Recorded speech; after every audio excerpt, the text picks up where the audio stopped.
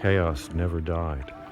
Primordial, uncarved block, sole, worshipful monster, inert and spontaneous, more ultraviolet than any mythology, like the shadows before Babylon. The original, undifferentiated oneness of being still radiates serene as the black penance of assassins, random and perpetually intoxicated.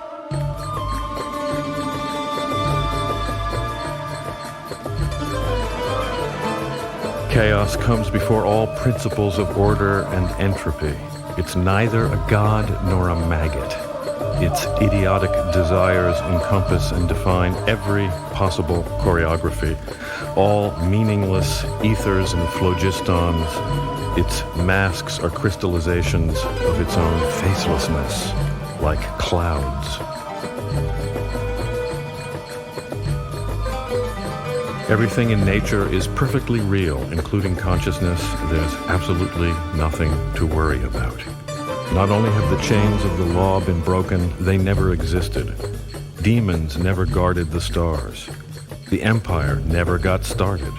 Eros never grew a beard. No, listen, what happened was this. They lied to you, sold you ideas of good and evil, gave you distrust of your body and shame for your prophethood of chaos, invented words of disgust for your molecular love, mesmerized you with inattention, bored you with civilization and all its usurious emotions.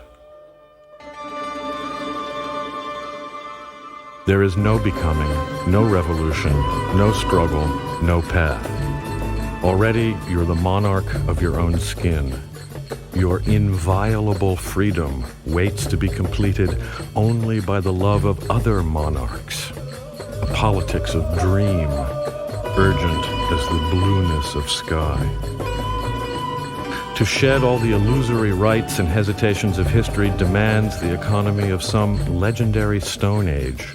Shamans, not priests, bards, not lords, hunters, not police, gatherers of Paleolithic laziness, gentle as blood, going naked for a sign or painted as birds, poised on the wave of explicit presence, the clockless now ever.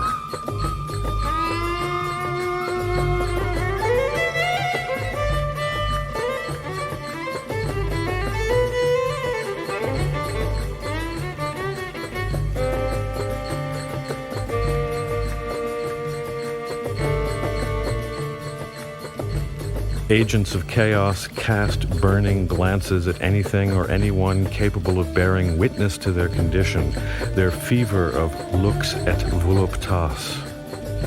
I am awake only in what I love and desire to the point of terror. Everything else is just shrouded furniture, quotidian anesthesia, shit for brains, sub-reptilian ennui of totalitarian regimes, banal censorship, and useless pain.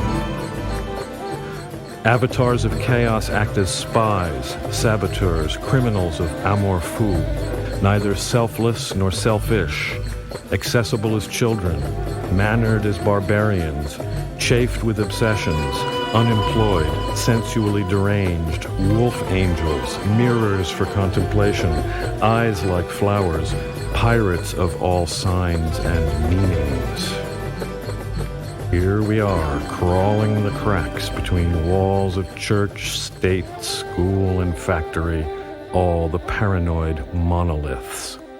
Cut off from the tribe by feral nostalgia, we tunnel after lost words, imaginary bombs.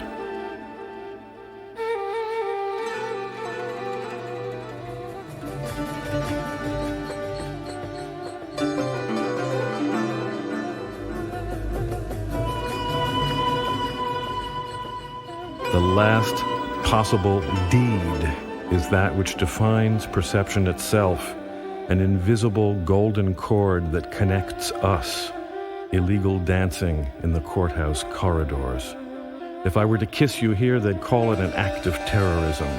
So let's take our pistols to bed, and wake up the city at midnight like drunken bandits celebrating with a fusillade the message of the taste of chaos.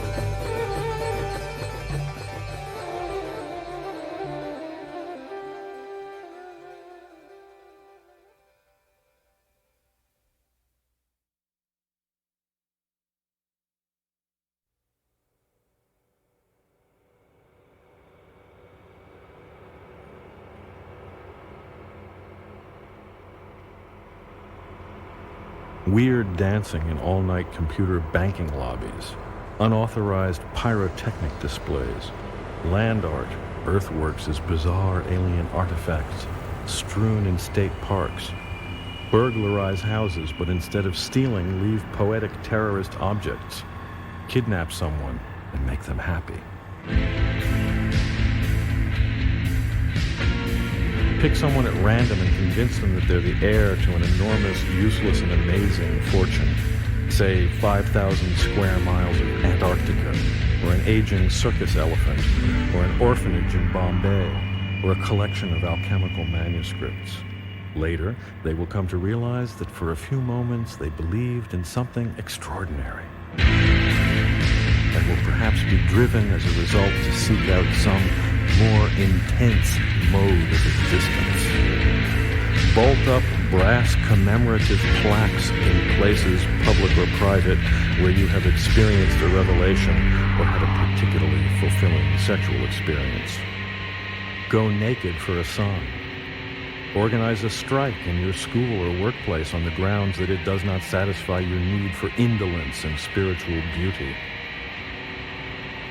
Graffiti art loaned some grace to ugly subways and rigid public monuments. Poetic terrorist art can also be created for public places. Poems scrawled in courthouse lavatories. Small fetishes abandoned in parks and restaurants.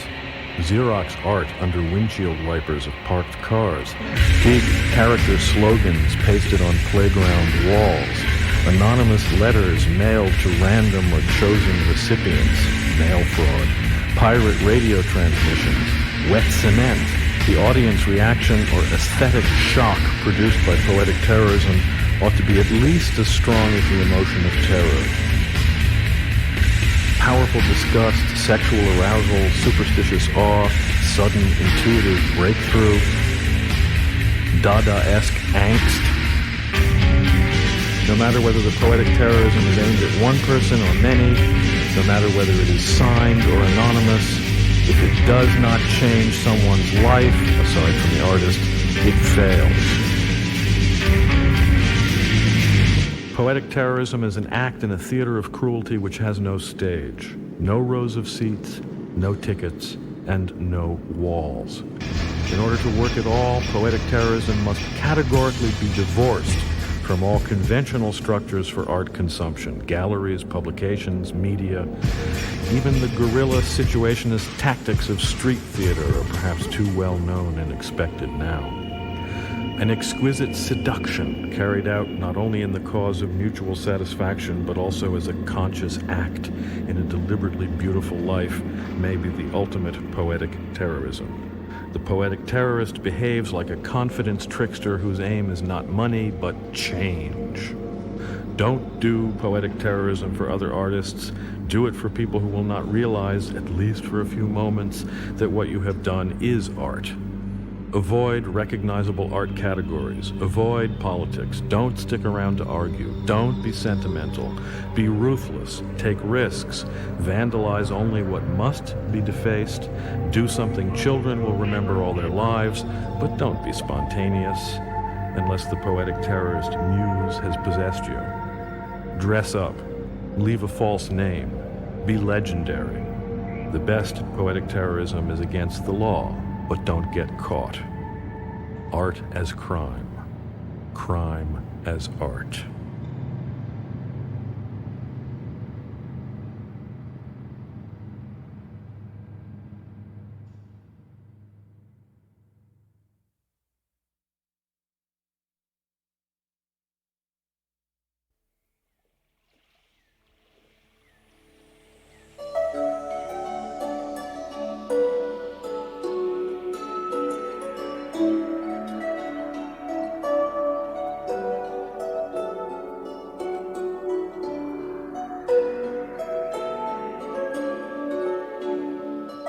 Amor Fou, crazy love, is not a social democracy. It is not a parliament of two. The minutes of its secret meetings deal with meanings too enormous but too precise for prose. Not this, not that. Its book of emblems trembles in your hand. Naturally, it shits on schoolmasters and police, but it sneers at liberationists and ideologues as well. It is not a clean, well-lit room. A topological charlatan laid out its corridors and abandoned parks, its ambush decor of luminous black and membranous maniacal red.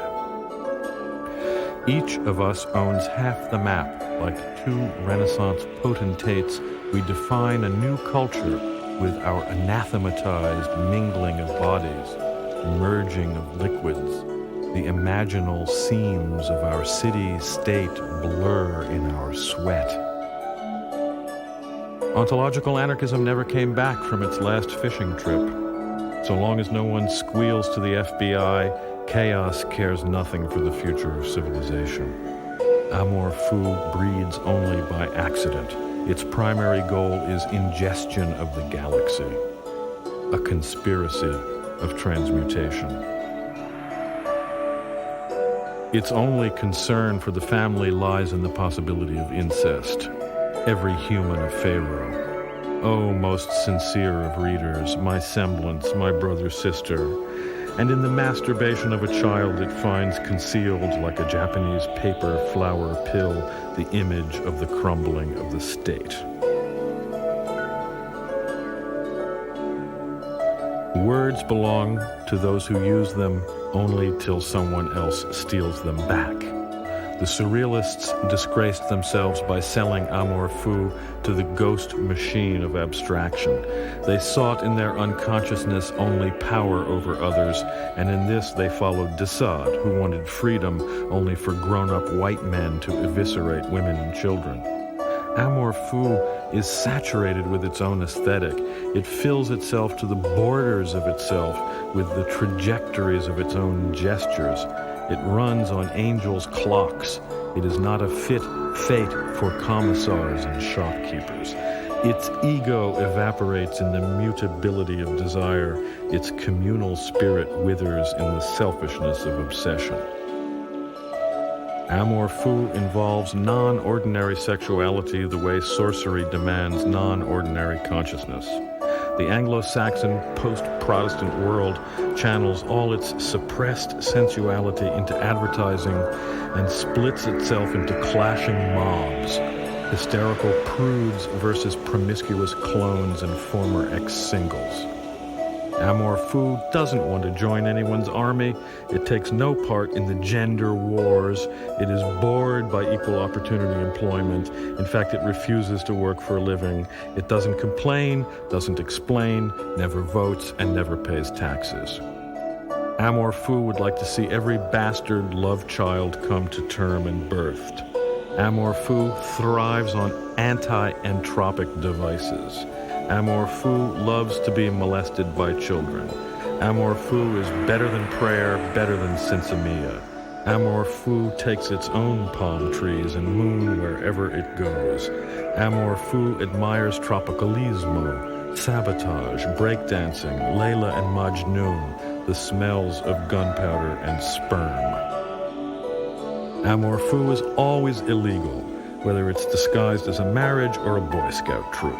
always drunk, whether on the wine of its own secretions or the smoke of its own polymorphous virtues. It is not the derangement of the senses, but rather their apotheosis, not the result of freedom, but rather its precondition. Lux et voluptas, light and pleasure.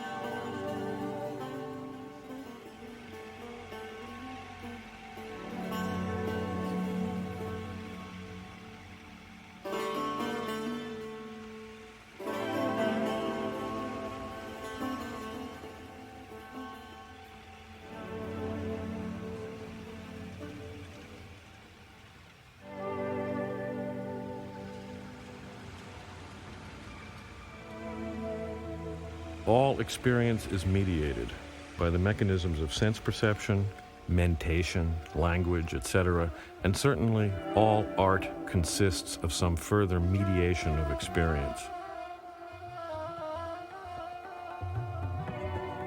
However, mediation takes place by degrees. Some experiences, like taste, smell, sexual pleasure, are less mediated than others. Reading a book, looking through a telescope, listening to a record. Some media, especially live arts such as dance, theater, music, or bardic performance, are less mediated than others, such as TV, CDs, virtual reality. Even among the media usually called media, some are more and others are less mediated, according to the intensity of imaginative participation they demand.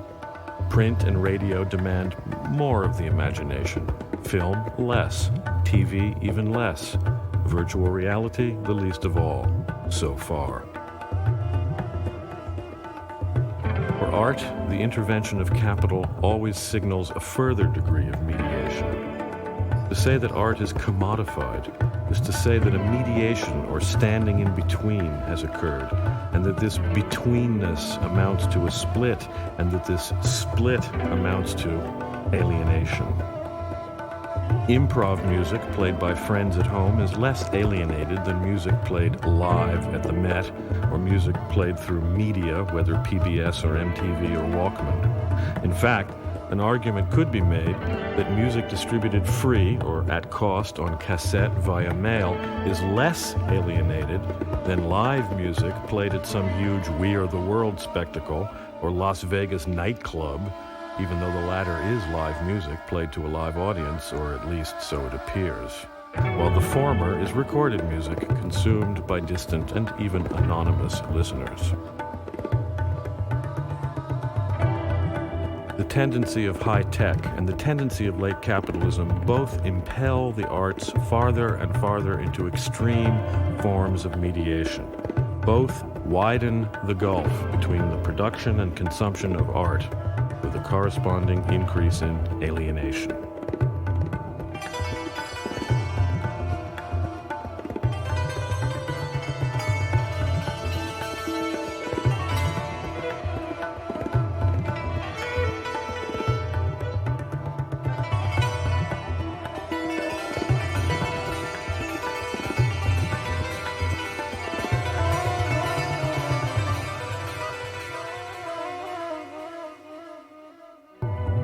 With the disappearance of a mainstream, and therefore of an avant-garde in the arts, it has been noticed that all the more advanced and intense art experiences have been recuperable almost instantly by the media, and thus are rendered into trash, like all other trash in the ghostly world of commodities. Now, trash, as the term was redefined in, let's say, Baltimore in the 1970s, can be good fun as an ironic take on a sort of inadvertent folk culture that surrounds and pervades the more unconscious regions of popular sensibility, which, in turn, is produced in part by the spectacle. Trash was once a fresh concept with radical potential. By now, however, amidst the ruins of postmodernism, it has finally begun to stink. Ironic frivolity finally becomes disgusting. Is it possible now to be serious but not sober? Note, the new sobriety is, of course, simply the flip side of the new frivolity. Chic neo-Puritanism carries the taint of reaction in just the same way that postmodernist philosophical irony and despair lead to reaction. The purge society is the same as the binge society. After the 12 steps of trendy renunciation in the 90s, all that remains is the 13th step of the gallows. Irony may have become boring, but self-mutilation was never more than an abyss. Down with frivolity, down with sobriety. Everything delicate and beautiful, from surrealism to breakdancing, ends up as fodder for McDeath's ads. 15 minutes later, all the magic has been sucked out, and the art itself dead as a dried locust.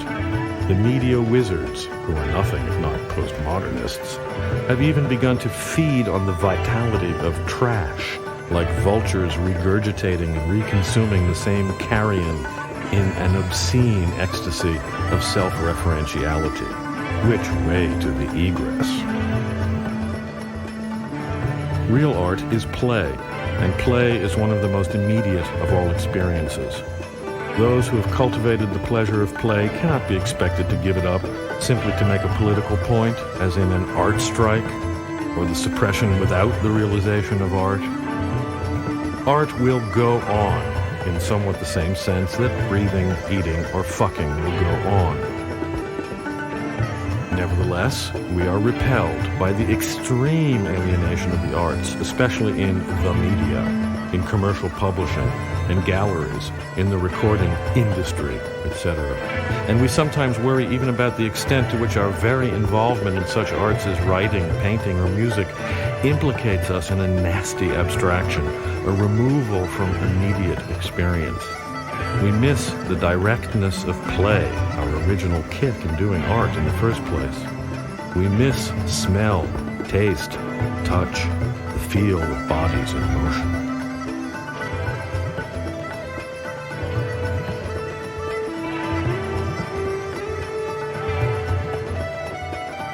Computers, video, radio, printing presses, synthesizers, fax machines, tape recorders, photocopiers.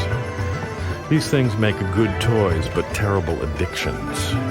Finally, we realize we cannot reach out and touch someone who is not present in the flesh. These media may be useful to our art, but they must not possess us, nor must they stand between, mediate, or separate us from our animal, animate selves. We want to control our media, not be controlled by them. And we should like to remember a certain psychic martial art which stresses the realization that the body itself is the least mediated of all media. Therefore, as artists and cultural workers who have no intention of giving up activity in our chosen media, we nevertheless demand of ourselves an extreme awareness of immediacy, as well as the mastery of some direct means of implementing this awareness as play, immediately, at once, and immediately, without mediation.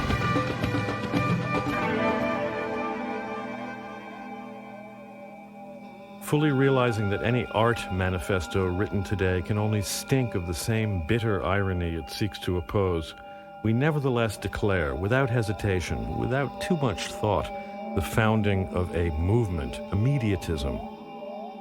We feel free to do so because we intend to practice Immediatism in secret in order to avoid any contamination of mediation.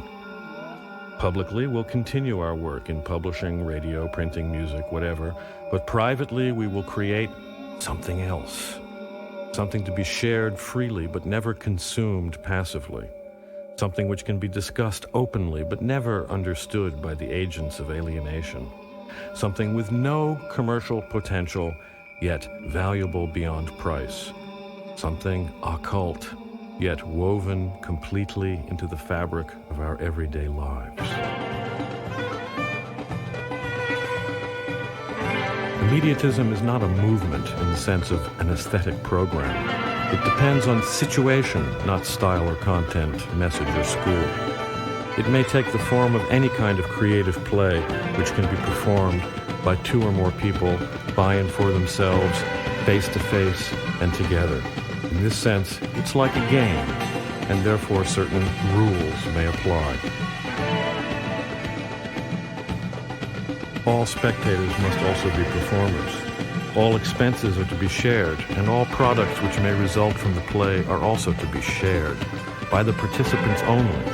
They may keep them or bestow them as gifts, but should not sell them.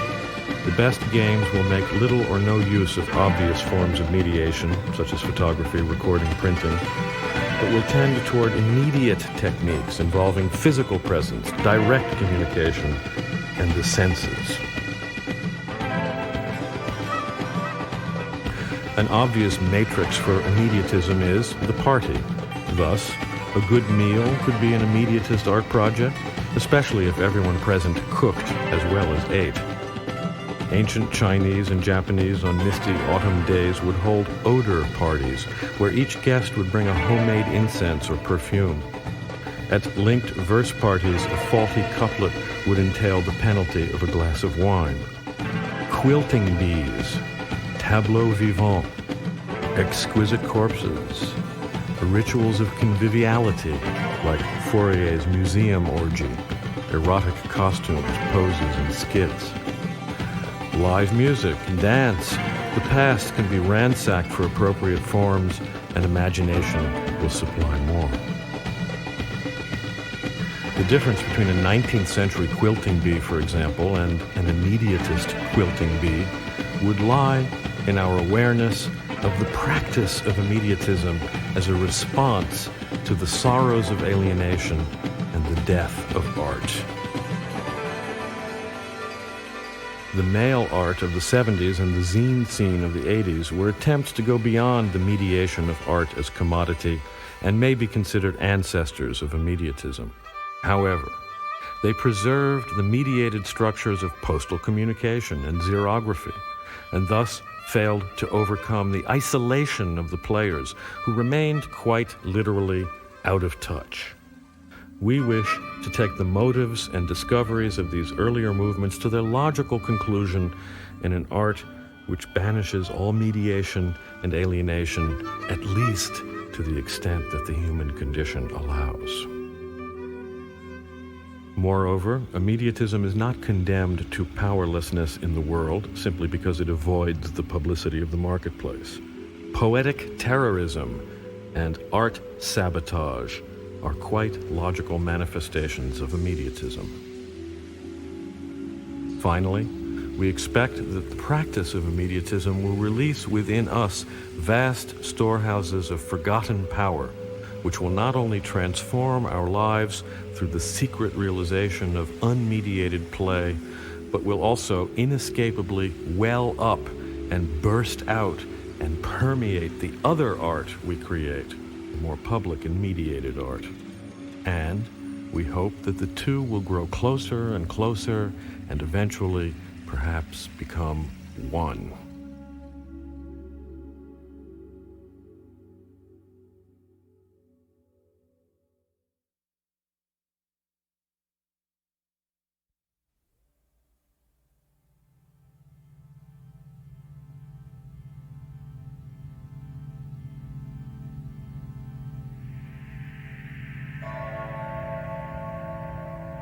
The mandarins draw their power from the law, and the people from the secret societies. A Chinese saying. Last winter I read a book on the Chinese Tongs called Primitive Revolutionaries of China, a study of secret societies in the late 19th century by Fei Ling Davis. Maybe the first book on the subject ever written by someone who wasn't a British Secret Service agent. In fact, she was a Chinese socialist who died young. This was her only book. And for the first time, I realized why I've always been attracted to the Tong. Not just for the romanticism and the elegant, decadent chinoiserie, decor, as it were, but also for the form, the structure, the very essence of the thing. Sometime later, in an excellent interview with William Burroughs in Homocore magazine, I discovered that he too has become fascinated with tongs and suggests the form as a perfect mode of organization for queers, particularly in this present era of shitty moralism and hysteria. I would agree, and extend the recommendation to all marginal groups, especially ones whose jouissance involves illegalism. Potheads, sex heretics, insurrectionists, or extreme eccentricity, nudists, pagans, post-avant-garde artists, etc., etc. A Tong can perhaps be defined as a mutual benefit society for people with a common interest which is illegal or dangerously marginal, hence the necessary secrecy. Many Chinese Tongs revolved around smuggling and tax evasion, or clandestine self-control of certain trades in opposition to state control, or insurrectionary political or religious aims, such as overthrow of the Manchus, for example. Several Tongs collaborated with the anarchists in the 1911 revolution. A common purpose of the Tongs was to collect and invest membership dues and initiation fees in insurance funds for the indigent, unemployed, widows, orphans of deceased members, funeral expenses, and so on.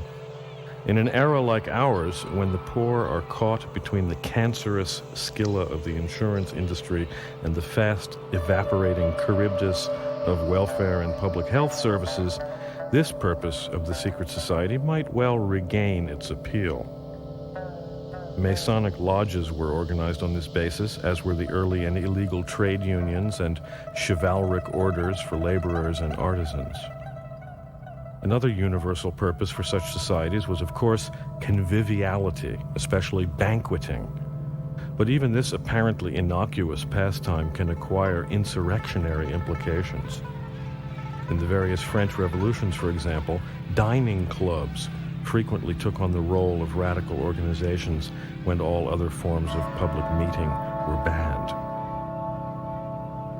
Recently, I talked about Tongs with P.M., author of Bolo Bolo, published by Semiotext. I suggested that secret societies are once again a valid possibility for groups seeking autonomy and individual realization. He disagreed, but not as I expected because of the elitist connotations of secrecy. He felt that such organizational forms work best for already close-knit groups with strong economic, ethnic, regional, or religious ties, conditions which do not exist or exist only embryonically in today's marginal scene. He proposed instead the establishment of multi-purpose neighborhood centers with expenses to be shared by various special interest groups and small entrepreneurial concerns, craftspeople, coffee houses, performance spaces. Such large centers would require official status or state recognition, but would obviously become foci for all sorts of non-official activity. Black markets, temporary organization for protest or insurrectionary action, uncontrolled leisure, unmonitored conviviality, so on and so forth. In response to PM's critique, I have not abandoned but rather modified my concept of what a modern Tong might be. The intensely hierarchical structure of the traditional Tong would obviously not work, although some of the forms could be saved and used in the same way titles and honors are used in our free religions or weird religions, joke religions, anarcho-neo-pagan cults. Non-hierarchic organization appeals to us, but so too does ritual, incense, the delightful bombast of occult orders, Tong aesthetics, you might call it. So why shouldn't we have our cake and eat it too, especially if it's Moroccan majoun or baba o absinthe, something a bit forbidden. Among other things, the Tong should be a work of art. The strict traditional rule of secrecy also needs modification. Nowadays, anything which evades the idiot gaze of publicity is already virtually secret. Most modern people seem unable to believe in the reality of something they never see on television. Therefore, to escape being televisualized is already to be quasi-invisible. Moreover, that which is seen through the mediation of the media becomes somehow unreal and loses its power.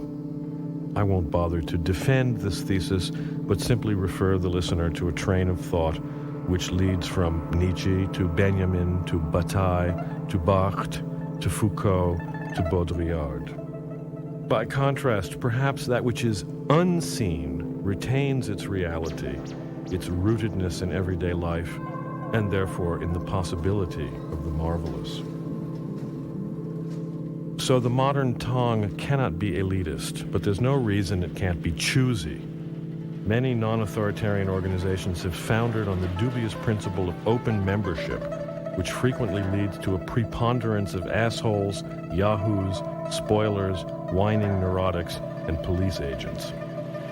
If a Tong is organized around a special interest, especially an illegal or risky or marginal interest, it certainly has the right to compose itself according to the affinity group principle. If secrecy means A, avoiding publicity, and B, vetting possible members, the secret society can scarcely be accused of violating anarchist principles.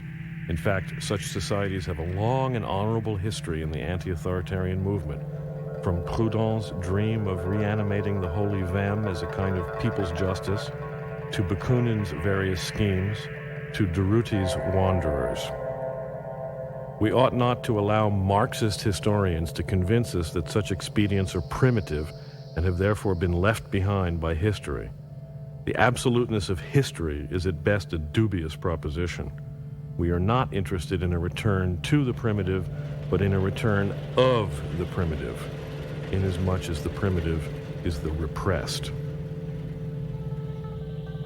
In the old days, secret societies would appear in times and spaces forbidden by the state, that is, where and when people are kept apart by law. In our times, people are usually not kept apart by law, but by mediation and alienation. Secrecy, therefore, becomes an avoidance of mediation, while conviviality changes from a secondary to a primary purpose of the secret society. Simply to meet together face to face is already an action against the forces which oppress us by isolation, by loneliness, by the trance of media. In a society which enforces a schizoid split between work and leisure, we have all experienced the trivialization of our free time, time which is organized neither as work nor as leisure.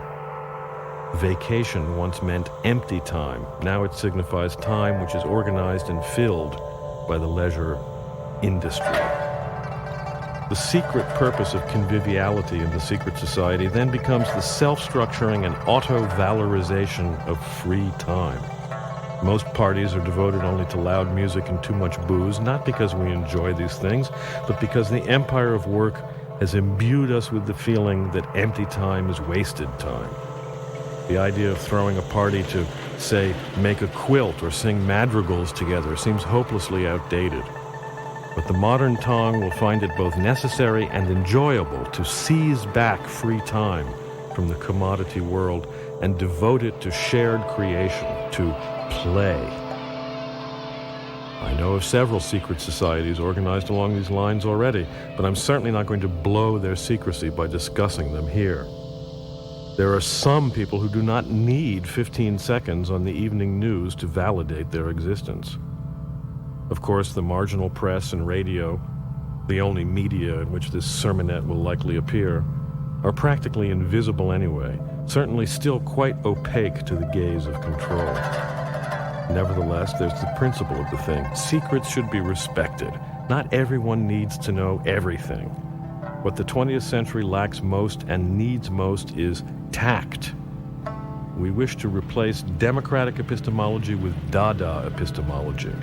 Either you're on the bus or you're not on the bus. Now, some will call this an elitist attitude, but it is not, at least not in the C. Wright Mills sense of the word, that is, a small group which exercises power over non-insiders for its own aggrandizement. Immediatism does not concern itself with power relations. It desires neither to be ruled nor to rule. The contemporary Tong, therefore, finds no pleasure in the degeneration of institutions into conspiracies. It wants power for its own purposes of mutuality. It is a free association of individuals who have chosen each other as the subjects of the group's generosity, its expansiveness, to use a Sufi term. If this amounts to some kind of elitism, then so be it. If immediatism begins with groups of friends trying not just to overcome isolation but also to enhance each other's lives, soon it will want to take on a more complex shape. Nuclei of mutually self-chosen allies, working, playing, to occupy more and more time and space outside all mediated structure and control. Then, it will want to become a horizontal network of such autonomous groups. Then, a tendency. Then, a movement. And then, a kinetic web of temporary autonomous zones. At last, it will strive to become the kernel of a new society giving birth to itself within the corrupt shell of the old. For all these purposes, the secret society promises to provide a useful framework of protective clandestinity, a cloak of invisibility that will have to be dropped only in the event of some final showdown with the Babylon of mediation. Prepare for the Tong Wars.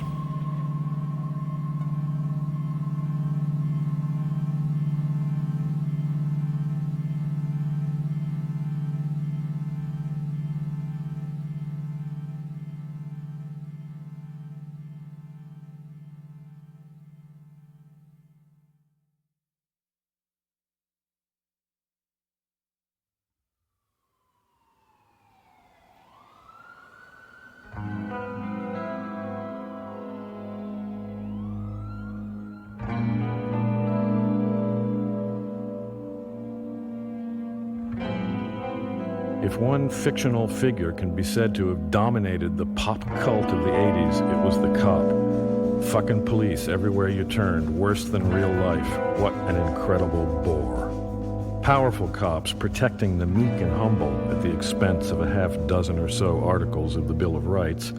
Dirty Harry. Nice human cops coping with human perversity, coming out sweet and sour, you know, gruff and knowing but still soft inside. Hill Street Blues, most evil TV show ever. Wise-ass black cops scoring witty racist remarks against hick white cops who nevertheless come to love each other. Eddie Murphy, class traitor. For that masochist thrill, we got wicked, bent cops who threaten to topple our cozy consensus reality from within like Giger-designed tapeworms, but naturally get blown away just in the nick of time by the last honest cop, RoboCop, ideal amalgam of prosthesis and sentimentality. We've been obsessed with cops since the beginning, but the Rozzers of yore played bumbling fools, Keystone Cops, Car 54, Where Are You? Booby Bobbies set up for Fatty Arbuckle or Buster Keaton to squash and deflate. But in the ideal drama of the 80s, the little man who once scattered blue bottles by the hundred with that anarchist's bomb innocently used to light a cigarette, the tramp, the victim with the sudden power of the pure heart, no longer has a place at the center of narrative. Once we were that hobo, that quasi-surrealist chaot hero who wins through wu-wei over the ludicrous minions of a despised and irrelevant order. But now we are reduced to the status of victims without power, or else criminals. We no longer occupy that central role, no longer the heroes of our own stories. We've been marginalized and replaced by the other, the cop.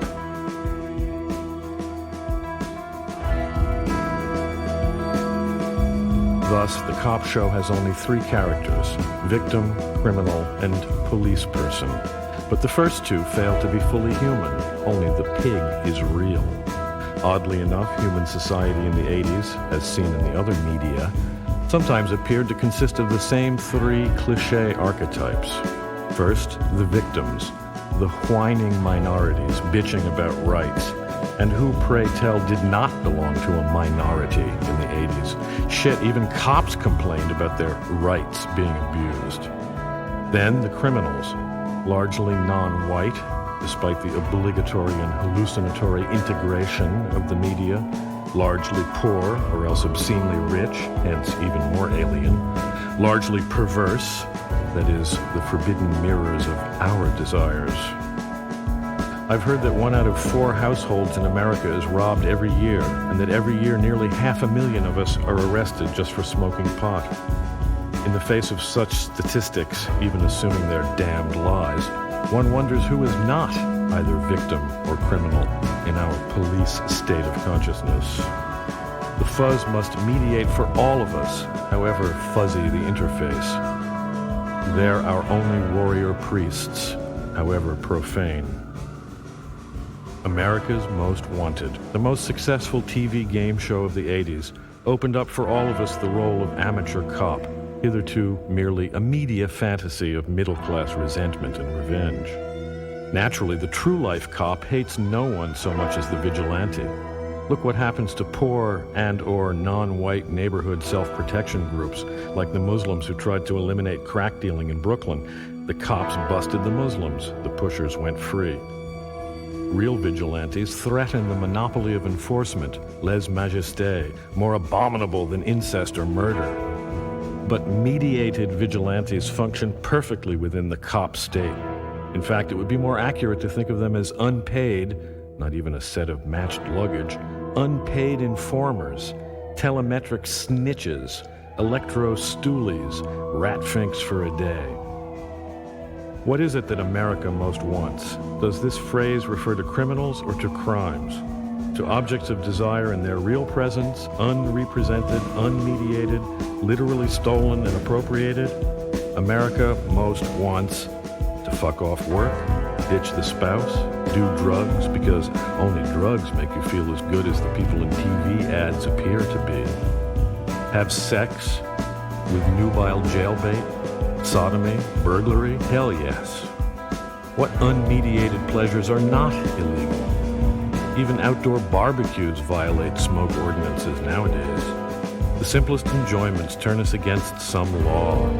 Finally, pleasure becomes too stress-inducing, and only TV remains, and the pleasure of revenge, vicarious betrayal, the sick thrill of the tattletale. America can't have what it most wants, so it has America's Most Wanted instead. A nation of schoolyard toadies, sucking up to an elite of schoolyard bullies. Of course, the program still suffers from a few strange reality glitches. For example, the dramatized segments are enacted cinema verite style by actors. Some viewers are so stupid they believe they're seeing actual footage of real crimes. Hence, the actors are being continually harassed and even arrested, along with, or instead of, the real criminals whose mugshots are flashed after each little documentoid. How quaint, eh? No one really experiences anything. Everyone reduced to the status of ghosts. Media images break off and float away from any contact with actual everyday life. Phone sex, cyber sex, final transcendence of the body, cybergnosis. The media cops, like televangelical forerunners, prepare us for the advent, final coming, or rapture of the police state. The wars on sex and drugs. Total control, totally leached of all content. A map with no coordinates in any known space. Far beyond mere spectacle. Sheer ecstasy standing outside the body. Obscene simulacrum. Meaningless, violent spasms elevated to the last principle of governance. Image of a country consumed by images of self-hatred. War between the schizoid halves of a split personality. Superego versus the id kid. for the heavyweight championship of an abandoned landscape, burnt, polluted, empty, desolate, unreal. Just as the murder mystery is always an exercise in sadism, so the cop fiction always involves the contemplation of control. The image of the inspector or detective measures the image of our lack of autonomous substance, our transparency before the gaze of authority, our perversity, our helplessness. Whether we imagine them as good or evil, our obsessive invocation of the eidolons of the cops reveals the extent to which we have accepted the Manichaean worldview they symbolize. Millions of tiny cops swarm everywhere, like the clip-off, larval hungry ghosts. They fill the screen, as in Keaton's famous two-reeler, overwhelming the foreground, an Antarctic where nothing moves but hordes of sinister blue penguins. We propose an esoteric hermeneutical exegesis of the surrealist slogan, Mort aux vaches. We take it to refer not to the deaths of individual cops, or cows in the argot of the period, mere leftist revenge fantasy, petty reverse sadism, but rather to the death of the image of the flic, the inner control and its myriad reflections in the no-place place of the media, the gray room, as Burroughs calls it. Self-censorship, fear of one's own desires, conscience as the interiorized voice of consensus authority. To assassinate these security forces would indeed release floods of libidinal energy, but not the violent running amok predicted by the theory of law and order. Nietzschean self-overcoming provides the principle of organization for the free spirit, as also for anarchist society, at least in theory. In the police state personality, libidinal energy is damned and diverted towards self-repression. Any threat to control results in spasms of violence. In the free spirit personality, energy flows unimpeded and therefore turbulently but gently. Its chaos finds its strange attractor, allowing new spontaneous orders to emerge. In this sense, then, we call for a boycott of the image of the cop and a moratorium on its production in art. In this sense, Mort aux vaches.